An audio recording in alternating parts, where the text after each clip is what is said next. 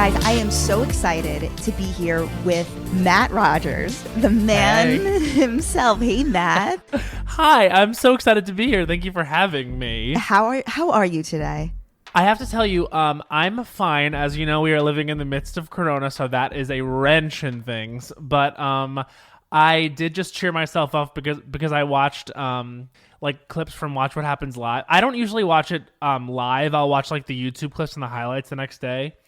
And he had a good little quarantine group. It was Nene, Rinna, and Jerry O'Connell. What did you think of Jerry O'Connell's Wi-Fi situation? Like, how could they not figure that out? I just don't.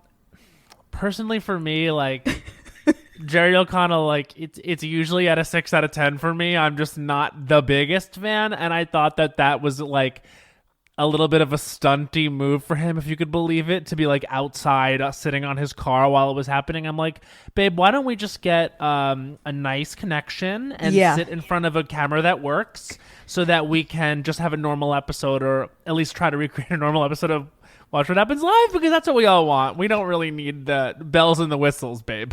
You know, just so everyone knows who I'm chatting with, this is one half of the funniest pop culture podcast out there, Las Culturistas. That's nice. It's you and Bowen Yang from SNL. Yeah. And you're also one half of another comedy duo that I love. You and my buddy Dave Mizzoni do Gayme Show, which is about to launch on this app called Quibi. It truly is. And we'll get all whatever. Let's hold on. We'll get into it. We'll really warm up into Quibi. Yeah. It needs explaining, so. So what have you been watching the other like late night stay at home shows? Not really. Like, to be honest with you, I'm trying to avoid topical stuff as much as possible. I'll tell you what I am doing. Like, talk about reality. I'm actually going back and watching like so many episodes of Survivor and so many old seasons of Survivor, and obsessed. Like, I was really into it as a kid. Like, I think I watched the first 7 or 8 seasons. Like, were you obsessed with Jerry Manthe? Obsessed. The way we all were. So now why was every gay person obsessed with Jerry Manthe?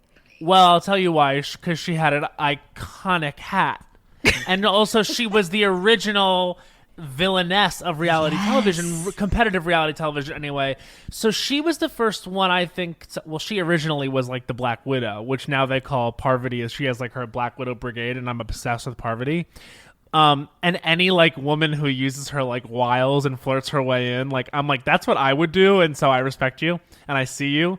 But Jerry was like the original one to sort of like manipulate alliances and like really play the game the way that she played it. Of course, it was like Richard Hatch like dominated his whole season or whatever. But what I love about Jerry is she's a fun character, and she's a fun like bitch goddess of the island, and I think you need that. Like, I think that fun sort of shake it up character who's like unapologetic about her sexuality and like really was playing the game for sure, but also was like, I'm also here to make television. Right. I think was actually ahead of her time. Was and she I think ever that queer on, people like, respond to that. Was she ever on another show like since Survivor, or is it now just this All Stars thing that they're doing now?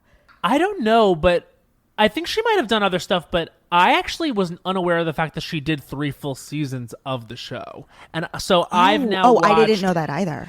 Yeah, so basically she's on her first season, which was season 2, the Australian Outback, and she does well. She makes the jury, but that was still when the game was like, the nice people win, and now it's totally different. Mm-hmm. And then she was on the first All-Stars, which I think was like season 8, and she kind of like really left in disgrace. Like, she got booed off the stage at the reunion. I don't know if you remember this, but like literally everyone fucking hated her just because she kind of represented I only watched the Outback.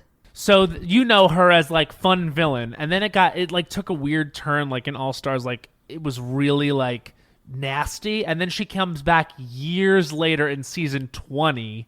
She's in Heroes versus Villains. Yes, and she does well, and she like is there at the end, and it's like the arc of Jerry Manthe does not get discussed enough. But I'm so happy, not thrilled that I had this corona, that we're all dealing with this corona situation, but like happy that I got to know it sort of ended kind of well for Jerry in like the pantheon of Survivor.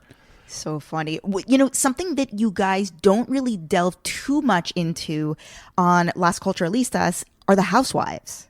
Well, you know what? I actually love the Housewives. Bowen and I are a little bit different. Like, we don't watch all the same franchises. Okay. But I watch New York, Beverly Hills, and Atlanta. And I'm Perfect. newly getting into Potomac, which I feel is the future of Real Housewives. Potomac is the future of us all. Yeah. I think that people Potomac is going to raise our children. People that sleep on Potomac are not understanding what they're missing, because I feel like Potomac is what New York it's like what New York used to be, where it's like they're not super rich. Like, they're fighting at like a picnic table. They're not fighting at like the Chateau Marmont, you know? So, and I New like York that is about still it. fighting at a picnic table. Right. Did you see they released the taglines for New York? Yeah, they're pretty dark. The only one that I thought was any good was Leah McSweeney's, the new Housewives. Right. So she's the only one with like stakes, because like we don't know who she is yet, and she's got a lot to like prove because she's with so many iconic people. But even the iconic people on the show, I'm like, it feels like B- versions of all their character games, if you will. It's like, what? It's I forget. I literally don't even remember what they all are. Like, of course, Luann's is like curtain up or whatever. I'm like, God, I've seen it. I've heard it. I'm so over it. Believe it or not, I minded hers the least of like the OGs. Yeah. Like, I was fine with it, but the others were just kind of like Like Sonya's is always bad, like for the most part. I mean, I lived for the top bottom of it all last year. Oh yeah, that was. But like this year, it's like, girl, if you're gonna make top bottom joke last year, you better come hard. And it's just like, I'm in control. It's like, first of all, that's not what we want from you. Dorinda is like screaming in hers. Dorinda's dark. Dorinda's maybe my favorite, but she's dark. She's got the darkest to go for sure. For sure. Yeah. But I mean, you know, I still will always watch New York because I'm from Long Island originally, so it's like, me too. That's actually, oh really? Where? Yeah. I went to Oceanside High School. Oh, I'm from Islip. Amazing. So you grow up going to Fire Island? 100%. Well, it's actually funny because I've only been to like gay Fire Island 2 or 3 times, but it's so whenever everyone's like cultural sort of understanding of Fire Island is that, oh, it's like where all the gays go party, and they're not wrong. But my experience with it growing up was like, that's where like, you know, JWoww types bartend, and that's where like, you know, like that type of Jersey Shore person like parties there. So that's why I think culturally I actually most identify with the Real Housewives of New Jersey, because they're the same kind of like trash that I grew up with. I was just gonna say, to be are you honest. saying that you identify with trash? Yes, deeply. And, a deep identification with trash. And which flavor of Jersey are you identifying like with which woman? Teresa is the most ridiculous, and mind you, I don't watch Jersey. It is too real for me to watch. But like women like Melissa Gorga, like I deeply like, that was like a lot of my cousins and their friends, and like this kind of like, you know, what are you talking about? Like the sort of like that type of vibe. If she hadn't gotten her nose done like at least once or twice, that's exactly what her sound would be. Her natural sound would be. Literally, it's like, the way I can boil it down is this. It's girls who couldn't stop talking about how much they hate being tickled. Don't tickle me. But all they want is to be tickled. Like that's like the type of personality I feel that like gets like bred on Housewives of New Jersey. Whereas like Housewives of New York, the Manhattan of it all really takes them away. And I think that's what I like watching about it, like the grandiosity. I think that's why I like Beverly Hills so much. It's just so, you know, the wealth is so out there, and they're so fucking rich. Are you excited going into Beverly Hills this season? Very. I'm very excited because I personally feel like it'll thrive without Vanderpump. Mm-hmm. And I am into this Denise Richards shit. Like, if she really fucked Brandi Glanville, we need to know about that. I think we will know about that. It's been confirmed that we're gonna know all about it. Oh, and I just like, I lived for like the part of the trailer of Beverly Hills where she basically was like tearfully telling someone like she's trying to destroy my family, and I'm like, okay, I'm in. We have the words "destroy my family" in the trailer. That means I know we're gonna explore that possibility. What was your entry point to Housewives? Like, how'd you become a fan? So I was told I really love reality television, and I've always, but I'll be real, like Housewives was something where I was like, what's the entertainment value in this? Like, I really didn't get it. And then I was told, I think just because of people's like cultural understanding of it that I didn't have. And I had this like pop culture podcast. I was like, I should be able to talk about this. So I asked my friend Pat Regan, who is a huge Housewives fan, where I should start. And I wanted to start with New York because I lived in New York. Mm-hmm. And he was like, you should start with, because he was like, don't watch from the beginning because it's like whatever. Because it's just too much. There's so many episodes. Season 1 of New York it's too much. You wouldn't be able to handle most likely like the 4:3 frame that it's in. Like, it's not even in HD. It's totally different vibe. Yeah. And he was like, just jump into what the show is right now, and like you'll get it if you watch from where Bethenny comes back. Yes. So I started watching it from when Bethenny returned, and I felt like I got it, and then like every now and then I'll get filled in on like who Aviva is, you know what I mean, and like the iconography that is that. But I started with Bethenny returning to New York Housewives, and I've watched ever since then. And just from my understanding of that, I got into Beverly Hills, which I started with. I think I started with Erica Jane's first season. You should go back to Rinna's first season, which is really just 1 or 2 like prior. Rinna's first season is like a cultural reset as well. Yes, I've heard that the show really it went through like a renaissance when Rinna came on, and I actually identify as Rinna. Yeah, that makes sense. I am Rinna. Like, I am Lisa Rinna, and like when there were those rumors that she wasn't going to be on the show anymore, I was like, I might not watch. To be honest, I just love Rinna so much. I love that she can't fucking help it. I mean, I don't know that she'll ever leave. I think she loves it so much. No, I think it's perfect that she be on there forever, and I think she's canon in a way that is irreplaceable. And it's a shame because like Beverly Hills, I really hope it has a good season because it's been so bad. And I think it actually has to do. We all need a good season out of Beverly Hills, including the women. I think it had to do with Vanderpump. I really do. I actually don't think she's as good as everyone thinks. So how much of Potomac have you seen? I've just seen the last season, and specifically I've seen the second half of the last season, which was all the drama with Ashley's husband, which was truly crazy. And I love when it gets, I feel bad because it's like it is their real lives, but I love when the stakes feel really crazy and really real. Not when it gets like dark, like the way Beverly Hills got, like not life and death dark, but the fact that this was like the stakes were really real, I was gagged by it. This season again is going to be hinging, or at least one of the major storylines. I don't want to like spoil it for you. I mean, it's out. It's out there. It was in the trailer, but there is a physical altercation between 2 of the women. Well, I don't understand how her husband can still be filming, because if he.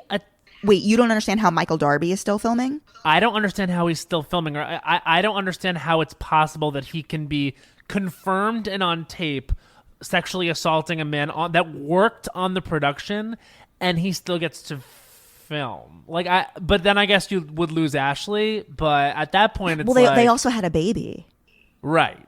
And so now I'm just kind of thinking to myself, and it seems like Candace maybe doesn't make it through the season. Well, she gets into this big fight with Monique. It's a whole thing. We're all gonna have to watch and see what happens. Which I guess at the end of the day, it's a shame because I do like both of them separately. But I've heard that once it gets into physical fights and like court, especially court stuff, like once there's a lawsuit, they usually cut somebody because that's just too much. Yeah. Your Twitter and Instagram are 2 like really big follows that I couldn't recommend, more highly. Thank you. One of my favorite things you tweeted the other day, literally apropos of nothing. You just wrote #Team Carole still.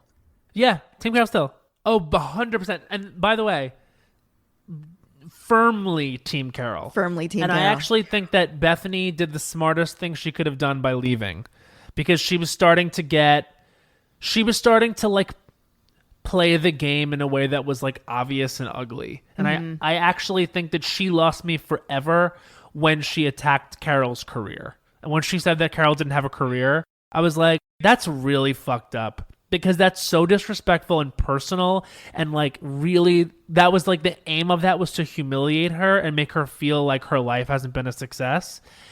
And I think that, of course, Bethenny would like squirm to, you know, for that to not be the case, but that's what she was doing. And I thought it was like one of the ugliest moments that there's been on that particular series. Like, for her to say you don't have a career and like let that be the death blow to Carole. Mm-hmm. You're talking to like an Emmy award-winning journalist. Yeah.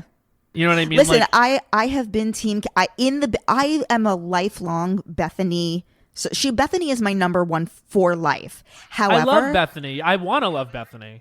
I vacillated back and forth between being Team Carole, Team Bethenny over that particular fight and that particular season. But in the end, my heart went with Carole. Like, I felt like she got left by her best friend. Well, ultimately, Carole was doing a favor to Andy even doing the show, and I thought it was really... I mean, I love Andy, and I worship the ground the man walks on, and I thank him for everything he's done, but I did think it was a little messed up that he really took a side with Bethenny, because I don't think Andy should be taking sides. And I think that he really took sides. We interviewed... very early on in this interview, you mentioned Aviva Drescher. We interviewed her. Yeah, I saw that you had interviewed her. We interviewed her, and I love talking to former housewives over current housewives, because they can be really honest. They have nothing to lose. And she told us off mic that Carole was the one who got Aviva fired back in the day because she was so pissed about the ghostwriter thing. And in the end, Bethenny was the one who got Carole fired because Carole had text messages. Bethenny had text messages where Carole was talking shit about Andy, and Bethenny showed them, obviously, to Andy. And that's what did her. Look, at the end of the day, Bethenny has a producer credit, or she had a producer credit, and that is all you need to know. And but did she really? I mean, she didn't like legitimately have a producer credit. I mean... I think that she may have had like an invisible producer credit. I don't even know if it was invisible. I think she may have had a producer credit, because the story that I heard, and I might be talking out of my full ass, and I'm actually going to look it up right now, was that I heard that the reason that the Tom and Luann stuff even came to light is because Bethenny had the footage of Tom at the Regency. And but how did Bethenny, why was she at the Regency that night? She had hired people to be there. Bethenny I had heard people? or if she didn't hire people, then she had people that were there watching Tom, or someone that was there and saw Tom, recorded it, sent it to Bethenny, and Bethenny went to Bravo and said, I have this, you can have it if I get a producer credit. And let me just check that she... No, that's totally true. I've heard this before, and that is completely true. But I just don't think that her name was ever like in the credits as a producer. I think she probably got producer credit behind the scenes, but like... Bethenny... Okay, Andy Cohen dishes about Bethenny Frankel's producer rumors after Roni fan backlash, and he said that...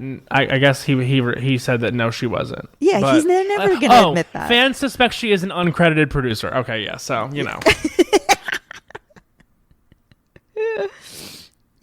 It's shady. All I'm saying is she definitely had more influence. And of course, why shouldn't she? I mean, like, she made that show what it is. I feel that same way about like NEOG on any of the shows. Like Vanderpump. Nene, like, you know, I have my feelings about Nene. I don't think she's the most vibrant part of that show anymore, and she annoys me. But I get why she's queen of the castle over there.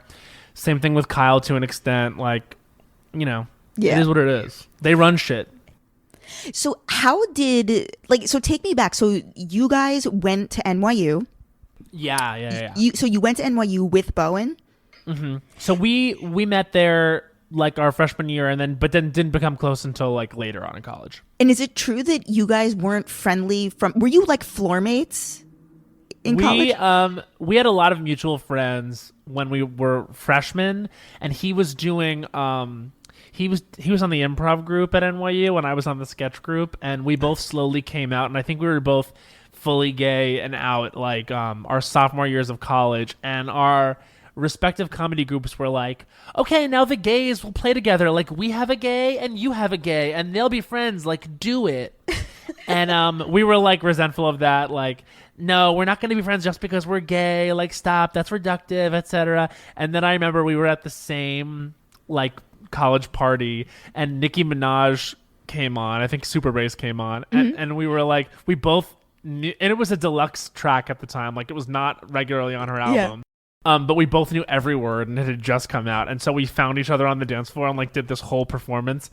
And I was like, oh, so maybe we will be friends just because of our gay interests. It sounds like you had like a dance off with Bowen Yang. We essentially like lip synced the song together, and it was truly a moment. And I was like, never mind, you are my sister. And then we, to varying degrees of closeness over the next couple of years, like always worked together. And then we really became very, very close, like after college.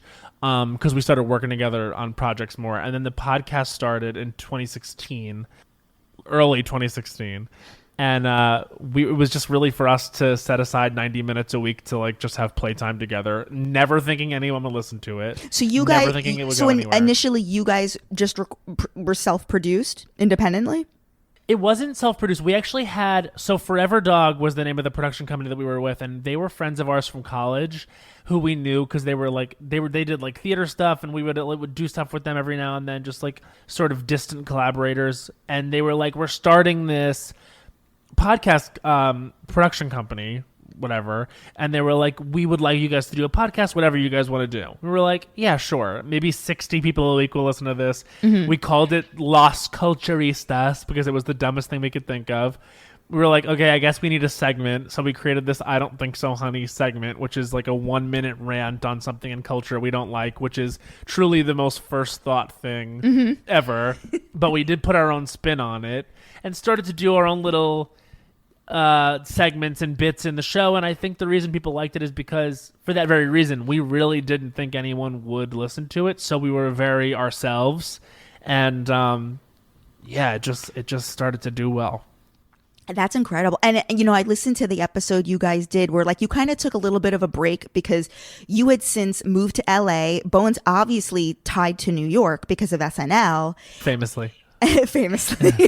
And you guys had to figure out how you were going to do it, whether, you know, and eventually you decided you would fly across the country.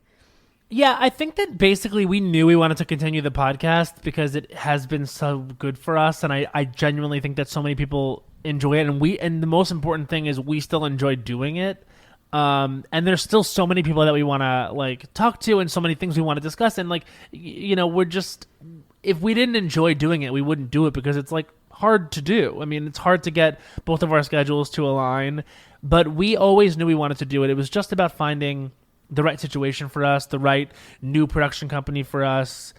We just wanted to level it all up a little bit, and so we were able to do that. And we're at iHeartRadio, and they've been so great, and we've had some really fun episodes. And yeah, of course, we record our first batch of episodes, and then the coronavirus happens, which might set us back again. But we're pretty dedicated to doing pretty much exactly what we're doing right now. We're recording remotely. We're on Skype and doing our own thing. So that's what Bowen and I'll do, and it'll work. I want to say, like, regarding, you know, what we were talking about, one of the first things in our conversation about like all the shows that are taping at home. Have you by any chance like tuned into The View from home, how they're doing or Wendy Williams? Well, I worship The View. Like, I love The View. Me too. I read that book in like literally hours. So I will watch The View almost daily. It's interesting to see them try to adapt to it because they're already talking over each other so much, and it is so hard on Zoom and Skype to give people space and like know when someone's done or not done talking. And so I don't think it's been super successful, but I mean, they're doing what they need to do. I would much rather have them live on Skype across the country than not do it. I mean, as much as I think the show has been I have my thoughts on The View. I think that they need unfortunately, a casting shakeup. I mean, I think it sucks that there's not a super progressive woman on the show. Like, I don't think that there is, because Joy Behar's proven to be very centrist.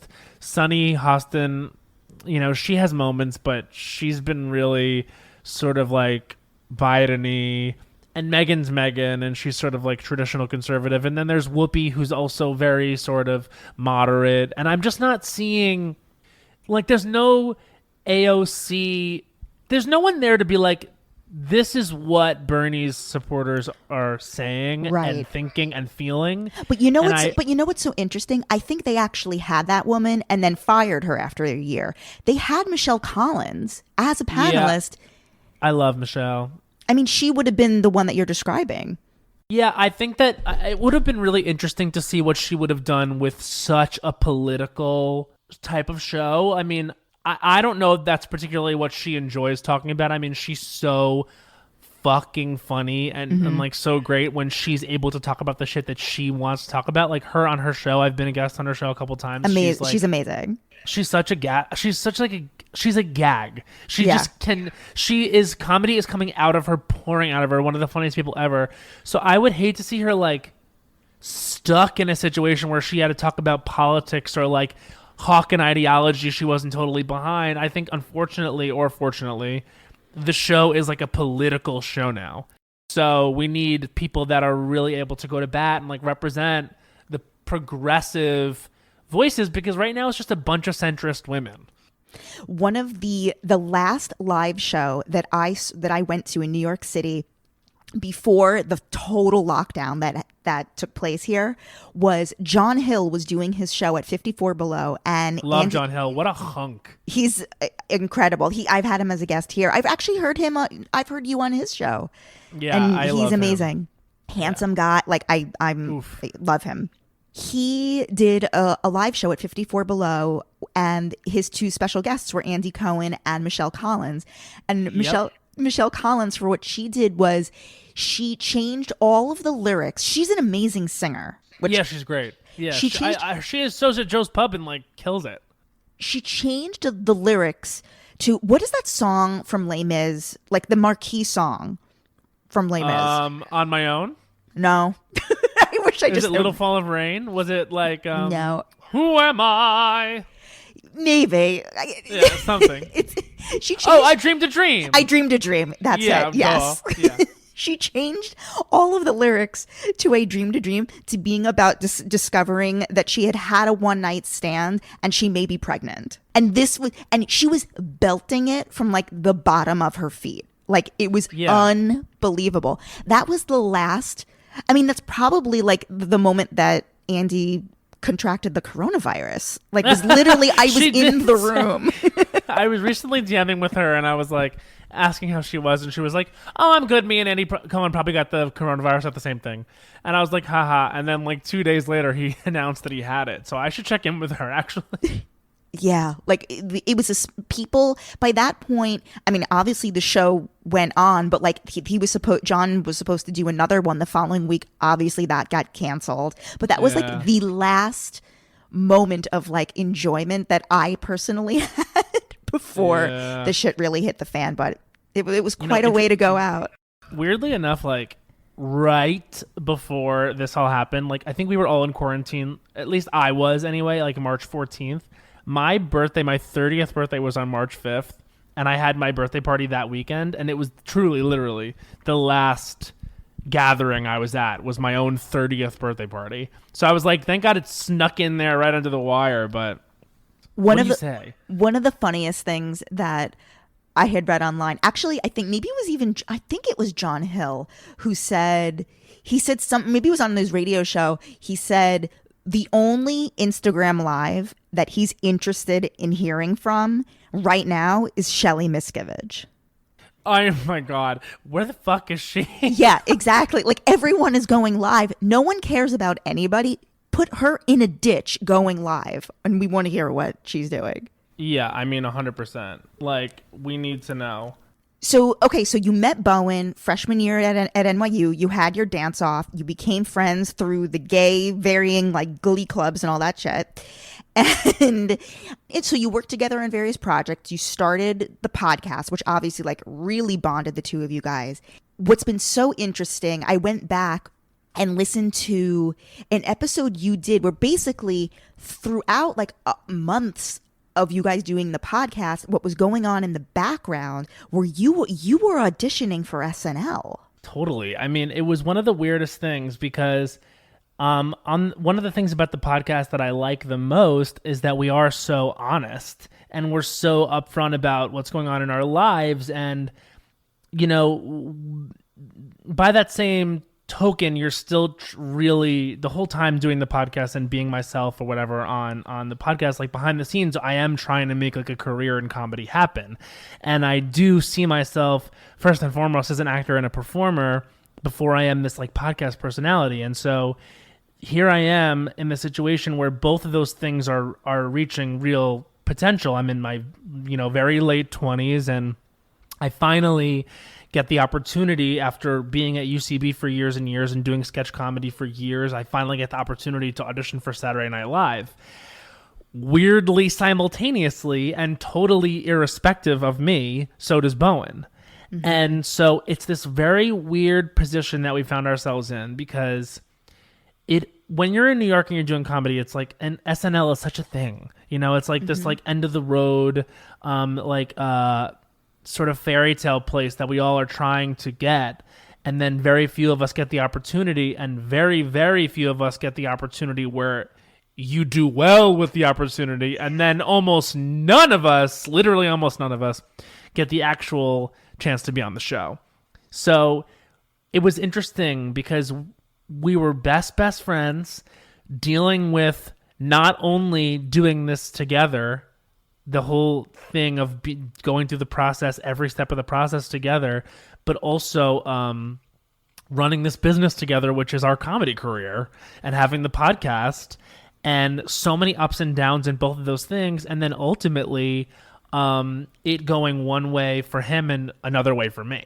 Were you both tapped to be, were you auditioning to be writers or performers? So when you audition to be on the show, you're essentially, you showcase and you tape and test to be on the cast. But what they can do is they can decide that if they like you but don't want to put you on the cast, or feel you're not ready, or feel you need time, or like your talent and want to utilize it in other ways, what they can do is they can offer you to be on the writer's room instead of just putting you on the cast. Right. Okay. So when we ultimately auditioned, he had tested like 4 times. It was like his 4th time testing, and he had near misses almost every time, and it was just this crazy up and down.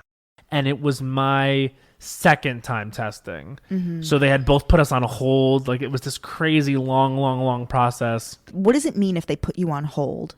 So basically, being on hold means that you sign a contract. So before you even test, you have to sign a contract that's like literally the SNL contract, and it details how much money you're going to make and how long it is, and it's a 7-year contract. Mm-hmm. And it basically says that you work only at Broadway Video's like discretion, essentially. Like, I don't even know if I'm saying too much, but I don't think so. It's pretty well known that it's a tough contract. Mm-hmm. And so I signed it because you're not allowed to test without signing it. And essentially that locks you in for 7 years if they want. And we both signed that contract. And in that contract, it also says we have the right to, now that you've signed it, put you quote unquote on hold if we want to, which means you're not on the cast, but you can't work elsewhere. So essentially we screen tested in March just because they felt like screen testing in March that year. They probably weren't going to put anyone on, and both did well enough that they put us on hold. So what that meant was we had to pretty much agree to not work in film and television for that whole 6-month period until August, September, when we auditioned again, at which time they put him in the writer's room. What did you guys do for income? Luckily, we had the podcast, and we had we were starting to do well with touring. So like we did I Don't Think So Honey Live, and so basically it was okay because, and we both were writing freelance for Vulture, doing like RuPaul's Drag Race recaps, and so we were getting by, but it certainly was a tough contract. And then at the end of it, Bowen got a job there and I didn't. And so like how did you react to that? Like when he calls you and basically says, I got our dream job. Yeah, it was every emotion. That's real, because it was really the second time I had gone through that, because my other best friend's name is Sudie Green, and she was put as a writer on that show when we were 24. Wow. And so she's still there now, and she even was on the like panel and like watched our tape at 30 Rock. I mean, it was crazy. Crazy. Wow. The specific situation that I found myself in, where it was both my best friends and me in that situation, and then ultimately them getting to work there and me not, was very character building, because it was like intense pride in both of them, but also, you know, I'm not gonna lie and say that there wasn't a lot of envy, because then it was also the situation of, you know, you blow off steam and want to talk about things that you're going through, and they're telling me, you know, how the job is hard, or how the job is unfair sometimes, or how the job is great and how the job is fun and things like that. And it's just, you know, once you've gotten really close to that and you're hearing about it, it does filter in a different way. And also there's the lost potential of working there all together. But ultimately, I just don't think that's the right job for me, which is so weird to say, because I really thought I was positioned for it. And like, I worked to make my skill set exactly for that show. But ultimately, I will say, as hard as it was, and I did have like probably a 6-week to 2-month period of just true depression, like waking up every morning, opening my eyes and being like, why am I even doing this? Finally, you get to the other side and you do see that everything happens for a reason, and you do understand that there is so much more in the entertainment industry and so many more opportunities that you're going to have.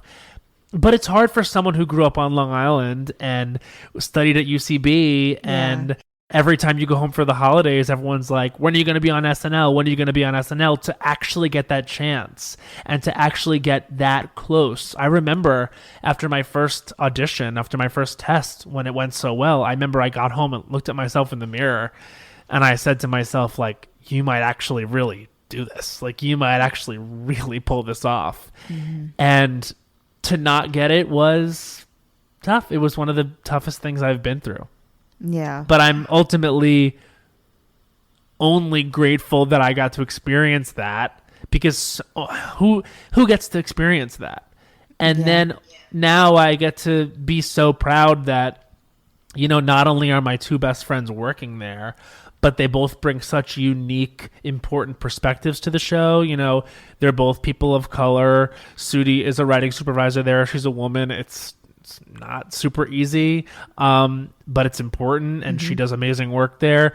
Bowen, as we all know, or if we don't know, then we should know, is the first Chinese American person to ever be on the cast. Like, they really don't put a lot of Asian people on that cast at all. I mean, and also, not for nothing, but he's a gay man who's unapologetically gay on that show and does gay content. And, you know, there have been a lot of years where they have rooms full of gay writers, but it's just not on screen. And so it's huge for him to be there. It's huge for Kate to be there. It has been for years. And I'm ultimately so proud of them. Sometimes little darkness ekes in, and it can be a little hard sometimes, but it's not a job for me. Were you a fan of the Big Gay Sketch Show on Logo? No, actually, I wasn't. Logo wasn't really on my radar until Drag Race came on. So I can't even really speak to like what was on the show, but you know, I definitely like definitely gay version. You know, like all sketches written and starring out gay talent. Yes, of course, and which I love, and you know what I mean. And it's like, where Kate McKinnon came from, and Julie Goldman, same thing. Yeah, so it was like a great group of people. You know, I just think, unfortunately, it was just on a network that couldn't reach a lot of people. But I think it rocks that they tried to make it a thing, and I just don't have too much of an understanding about it. I was like my culture growing up in terms of sketch was like very SNL, and also like to some degrees Mad TV, and also The Muppets, which people forget as a sketch show, but is a sketch show. We'll be right back. Guys, I am completely in love with Hask Beauty's hair products. They make shampoos, conditioners, dry shampoos, you name it. Lately, I've been using their 5-in-1 leave-in conditioning spray, which takes care of dryness and damage, which I've been guilty of because I use heat styling tools. Their 5-in-1 leave-in conditioning spray has a special blend of ingredients designed to repair your hair strands by smoothing, providing thermal protection, hydrating, detangling to prevent breakage, and boosting shine. Most importantly, their products are color safe, sulfate and paraben free, which is extremely important to me because I highlight my hair. You can get the 5-in-1 leave-in conditioning spray and all Hask Beauty products on Amazon, as well as in stores like Walmart and Walgreens. I'm excited to announce that Hask is hosting weekly giveaways for our listeners where you can win a $100 prize pack that includes shampoos, conditioners, and more. For a chance to win, enter the giveaway at haskbeauty.com/wild. That's HASKbeauty.com/wild. I want to hit on a couple of like culture items the way you would typically do on an episode of your podcast. Okay. All right. I love that. So, number one, what do you think about Gaga canceling the Chromatic album release and press tour? I think that she has to do what she feels is going to be the best. And I think that she really wants everyone to be able to get out and sweat and be freaks together. And I think that's what we've all really actually been secretly hoping for with her, is that she kind of gets back out there and, you know, drops the drag of the whole Star is Born thing and really is just freak Gaga again. And I love Stupid Love. I think it's a great song. And I think that it's really fun to see her dancing again and, what was that going video, for it. That video could have been completely scrapped, like try again. The video made no goddamn sense at all. You know, I think that I was really wanting more of a stupid pop star-y like narrative that they put in there. I kind of wanted to see some, because the trailers that they were releasing before it were like, oh, she's crying. I love that. Like, what's the narrative going to be? What's this crazy story? And then it ended up being just like kind of a dance video in colorful costumes, which is also fine. Yeah. But I do agree with you. I mean, I miss a little bit of edge, but I think the song is great. It's the kind of Gaga music I love, and I'm a huge fan. Yeah, and I think that if she feels like it's not the way she wants to roll out this particular project, I respect her. I'm not going to get pissed off at her. Yeah. She's given us so fucking much. I'm not going to get mad at her because she didn't feel like she wanted to get us all sick by, you know what I mean? It is what it is. Like, also Dua has an album full of bops that we're all enjoying inside right now. So it's all good. Yeah. It's all good. Who would make up the 4 quadrants of your gay pop star heart? All right, so I'll say my queen when I was growing up, like when I was young, was Mariah. Like, I'm a lamb. Like, I'm in the Lamely for sure. Like, Mariah to me is all time. Like, just what she's capable of, what she has given, like her catalog, like how smart she is as an artist. Like, so genius of her to write a Christmas like bop like that. That's truly a classic. And will keep her relevant forever. Forever, yeah. She's one of the best singers of all time, and she's also one of the best pop songwriters of all time. And she's also so fucking funny and crazy. You know, did you read that? I'm a huge Mariah fan as well. Did you read that when All I Want for Christmas Is You was going back to number 1? I think it was the New York Times did an interview with her, and she would only stick to the answers that she had already preset in her mind. Like, she wouldn't dig any deeper, or she wouldn't reveal any more as far as like, okay, why do you think this is such a brilliant pop song? Or just like, she wouldn't. I think that honestly, my thing with it is like, she probably has been asked that question so many times for almost 20 years that it's like, I think she's trying to find a way to answer it that people is going to feel as fresh and new. She just gets asked it every year, like, why this song? Like, and it's just like, girl, for me, it's like, Mariah, you can only expect so much coherence. You know what I mean? Like, let it be what it is. She's a fucking legend. I don't tolerate any Mariah hatred. I of course know that she is who she is, and, you know, she is the diva. She will give you a moment, and famously so, but she has ultimately offered so much incredible music and incredible moments that I fucking love her. So she is definitely one. My second wall is Kelly Clarkson. I'm a huge Kelly fan. I've seen her in concert over 10 times. She kind of saved me there when I was like 12 years old and like gay. I just loved seeing America fall in love with someone just for being themselves and for being so talented. It made me happy. And she, I think, is the best singer out there. I think her voice is unbelievable and getting better with age. So she's the second wall. I would say my third wall, I'm just going to go ahead and say it's tough. I want to throw Christina a bone, but I'm going to say she's the ceiling. Okay. But my third, because I fucking love Christina. My third wall is going to be Beyonce because good one. She's just a part of the culture, and I would feel remiss if I didn't give her props for being part of this generation. Like, she has defined what it means to be a performer for this generation. So she's my third wall. I've seen her in concert several times. There's no one like her. In fact, I saw her from like 100 feet away when she did a concert for 4. She did like 4 shows at the Roseland Ballroom. Rest Oh in my peace. God. I was there. Unbelievable. You would not even be able to fathom someone performing like this. And then like 2 months later, she revealed she was pregnant on the VMAs. So I was like, so she did that pregnant, like a beast. Wow. And my fourth wall is Taylor Swift. Wait, so we love Taylor. You wouldn't have Gaga in there? Gaga's not making Gaga's the ground. Gaga's the ground. So she also has a place. There's 4 walls, a ceiling, and a floor. I don't know what to say. I don't make the rules. Amazing. Where do you think Britney is going from here? I don't think she's going anywhere. I think that she's fine where she is. I think that Britney needs to just do her where she's going to be most happy. And I think that we need to do the right thing and just celebrate her for what she has given, which is her entire life.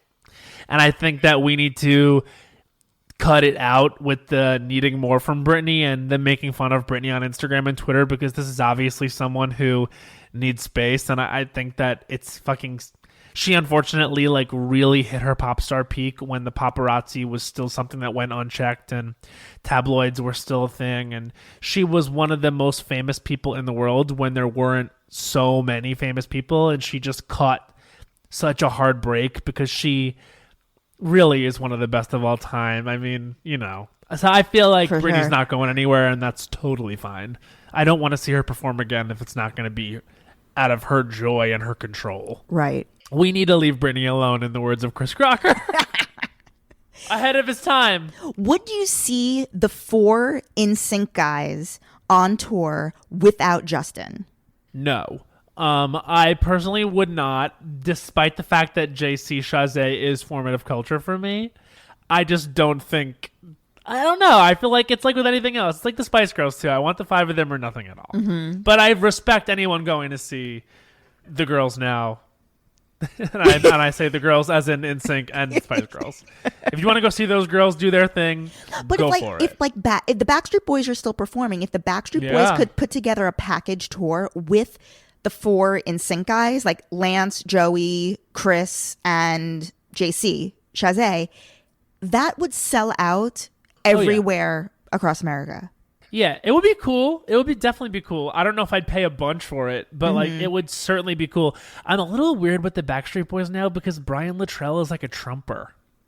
He is. I mean, he was always very Christian. Like that doesn't surprise me. But he's like a little bit of a gross Trumper. Is Kevin Richardson one? I don't dig into the political beliefs of the other Backstreet Boys too much because I feel like it might be dark. Also, the whole Carter family, that's dark to me. I don't know. Yeah. It's just the Backstreet Boys are just a little dark for me. Yeah. Did you watch? But I think also anyone that was like famous during that time, like and is still around now, it's all a little dark. Well, did you watch their documentary?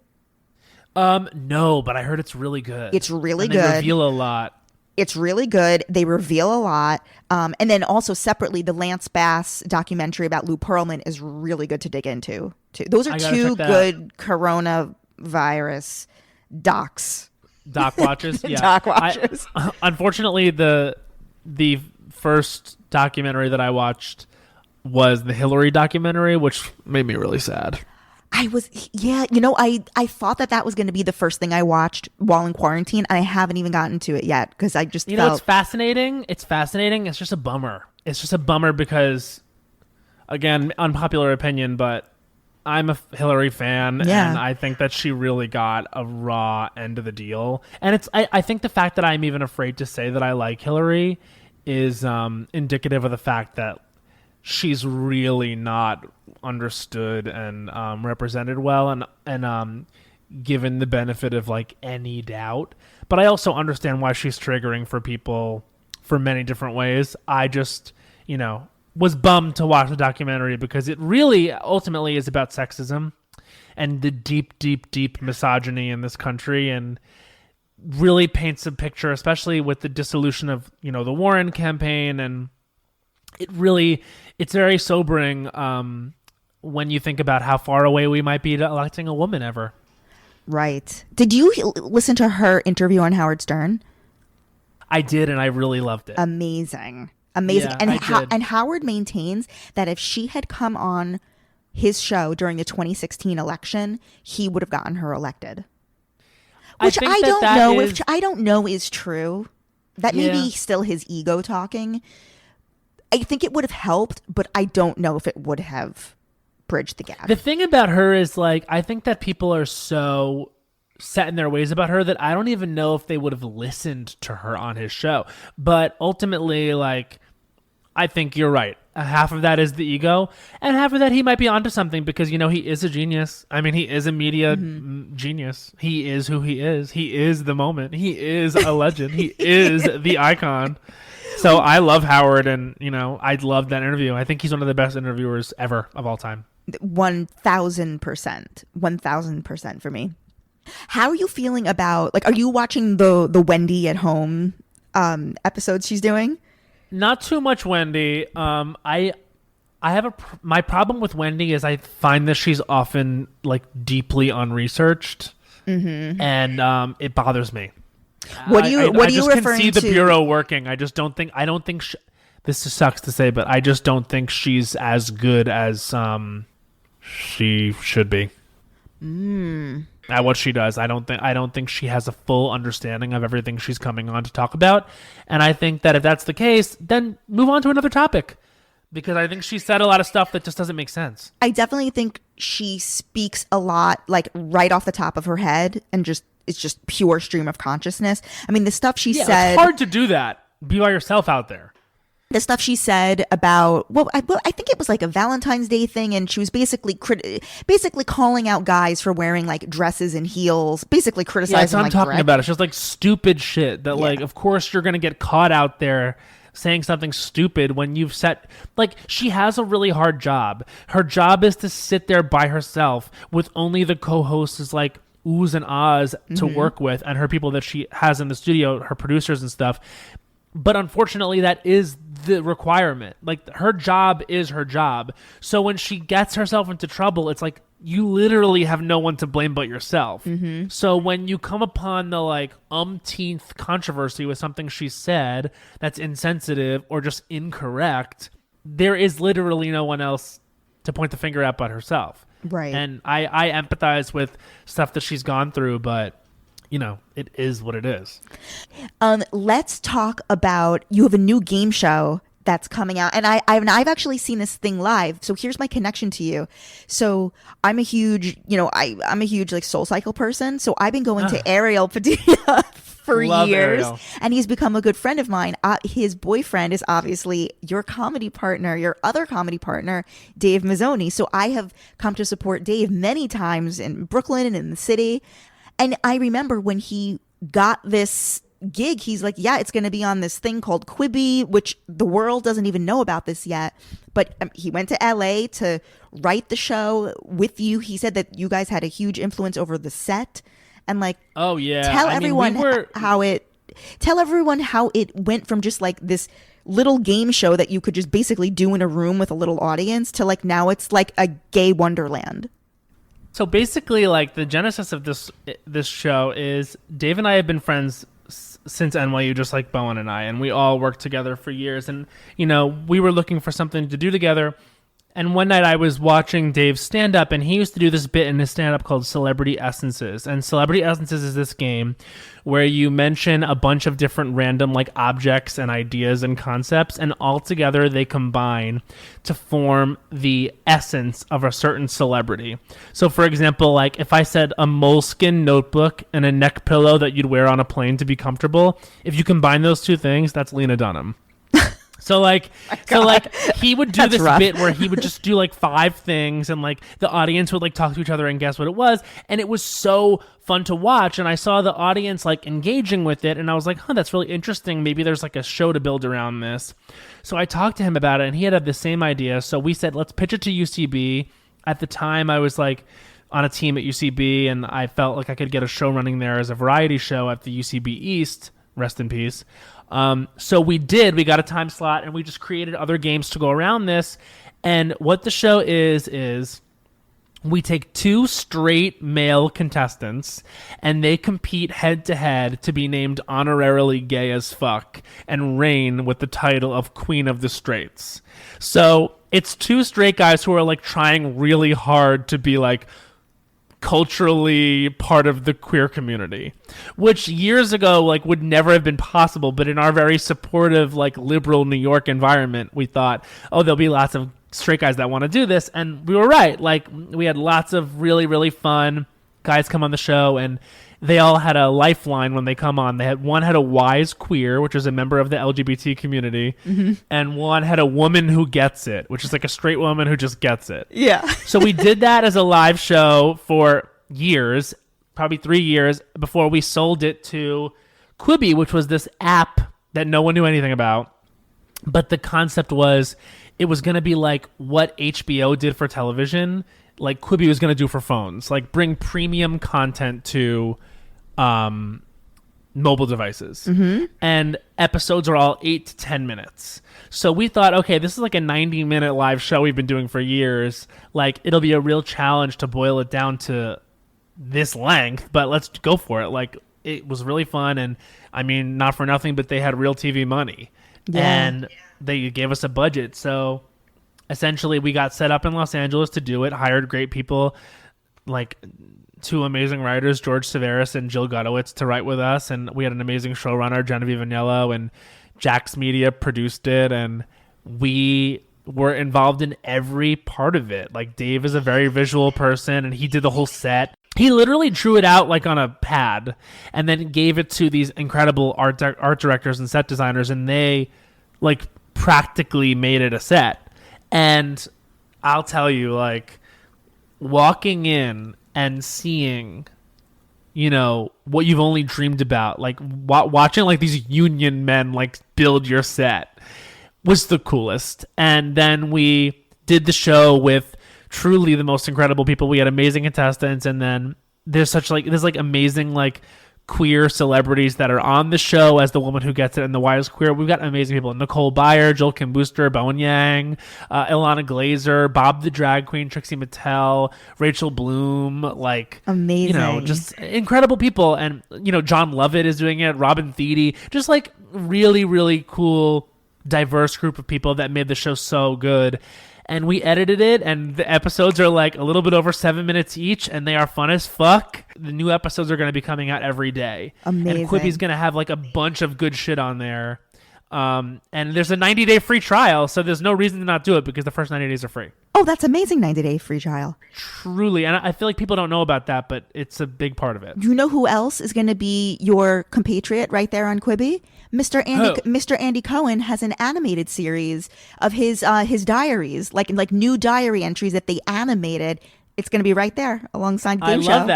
I love that. Like, we honestly, they've been really cool. That's another thing I loved about Quibi was, you know, whenever we were meeting with people to make this a show, you kind of got the sense that there's still this weirdness about like putting something on television that's like exclusively gay or like exclusively queer, deals with queer people.